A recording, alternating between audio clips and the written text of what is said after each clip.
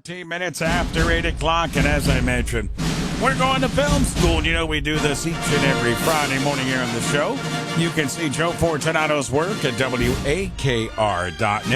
We call it Film School. Joe's a film study professor, and he joins us each and every Friday here on the Ray Warner Morning Show. And as I mentioned this morning, it was this date, 1775, that we had the beginning of the Revolutionary War. And this past Monday was Patriots Day in some states. So with all that being said, that's a perfect segue into Joe Fortunato's presentation today. Good morning, my friend, and take it from there.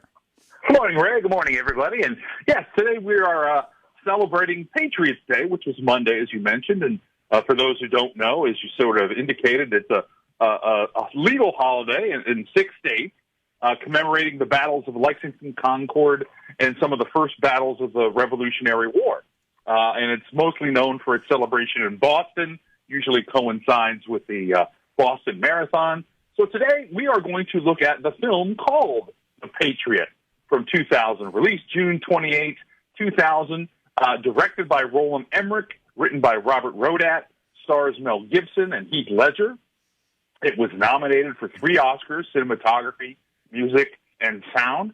And again, for those who aren't familiar with the film, it's about a peaceful farmer named Benjamin Martin, played by Mel Gibson, and he's driven to lead the colonial militia during the American Revolution when a British officer murders his son. So it's a very compelling film. And you know, it's sort of interesting, when we were talking about this, right, there's not a whole lot of war movies about the Revolutionary War. Yeah. You know, we got musicals like 1776 and things like that, and you know, some biopics of some of the founding fathers and stuff. But you know, we have tons of movies about World War II, a lot of Vietnam War movies.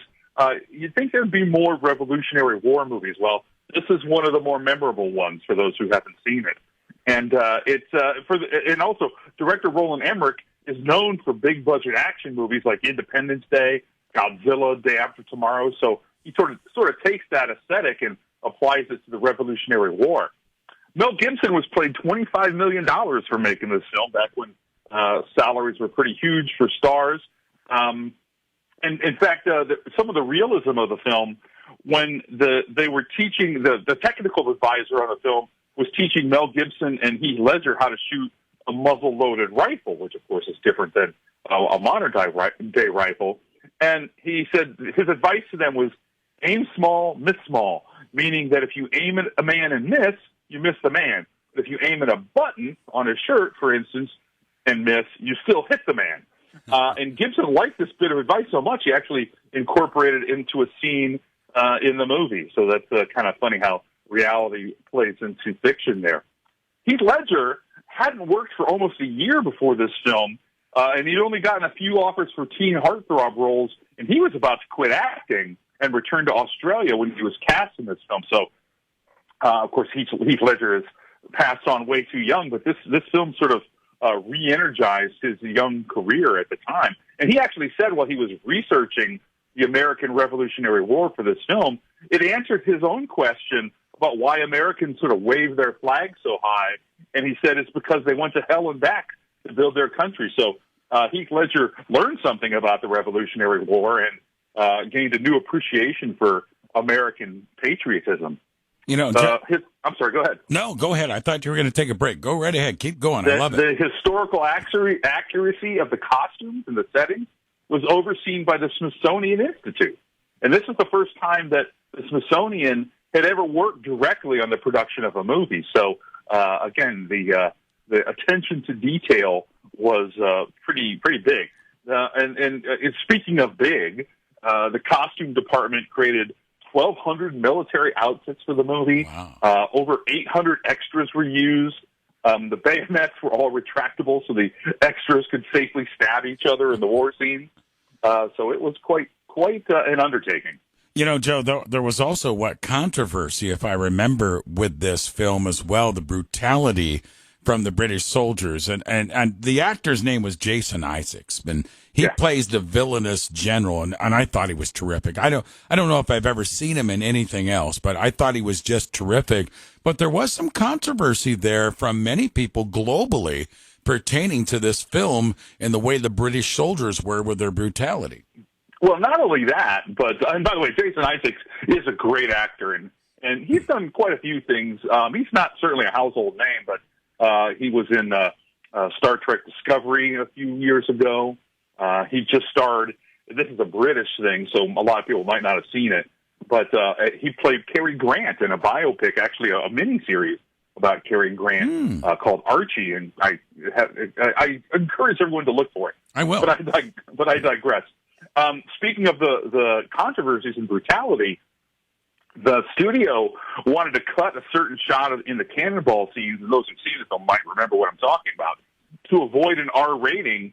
But Roland Emmerich said, hey, it's important not to sanitize the war.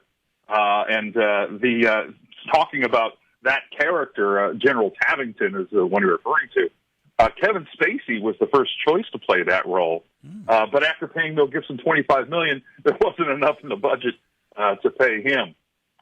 Speaking of casting, Harrison Ford declined that role, feeling that the script had boiled down the Revolutionary War just to a one man's revenge melodrama, and he didn't really like that.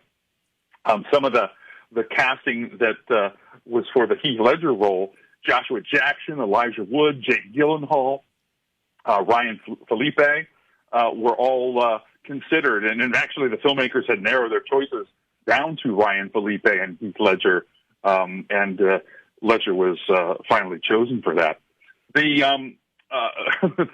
is a bizarre piece of trivia, but one of the redcoats, and was actually a dummy, of course, of the redcoats, was floating face down in the river, is a dummy of John Travolta. I don't really know why they had a dummy of John Travolta, but I think that's a pretty bizarre little piece of trivia. Some more things that were kind of controversial at the time. During the pre-production, the producers debated whether to have Benjamin Martin own slaves, ultimately deciding not to make him a slave owner. And this decision received criticism from people like Spike Lee, who wrote a letter to the Hollywood Reporter saying, hey, the film's portrayal of slavery as being whitewashed was a problem.